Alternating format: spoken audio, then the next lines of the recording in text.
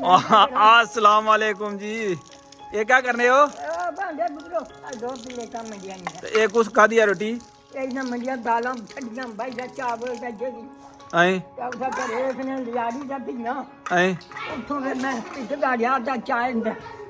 कुधर गया मुड़िया ने अम्मा को गई है किया पता नहीं पता मैं चूल्हे वाला सब्जी नहीं हो गया तो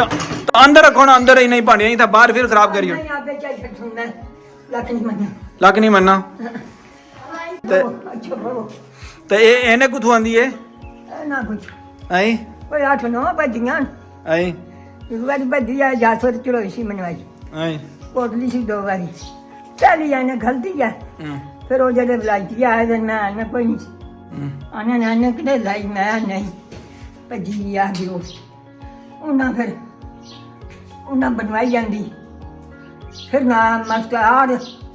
निसार आया फिर इन्हें बनवाई जाए वही भजी यार ला क्या होना एक मुंडा मुंडे नहीं ऐसा नहीं है खड़िया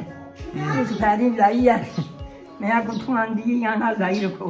मैं ये चुभना ये ठीक करना रहा ताना रहन दो तो हूँ ठीक है उन्हें चुभना क्या ये चुभना नहीं हूँ नहीं चुभनी है थोड़ी हूँ ये चुभनी है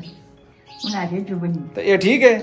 तो ठीक है इसना क्या फायदा है इसना फायदा नजर आ सकती नहीं ना मालूम था ऐसा नहीं लोग नहीं तो इनका ना क्या फायदा है इनका ना क्या फायदा ये लोग ज्यादा लगी इसने ना लोग ज्यादा लगी अला हाँ तो बहुत था तो जुलान फिर तुझे बनवाने हैं ना और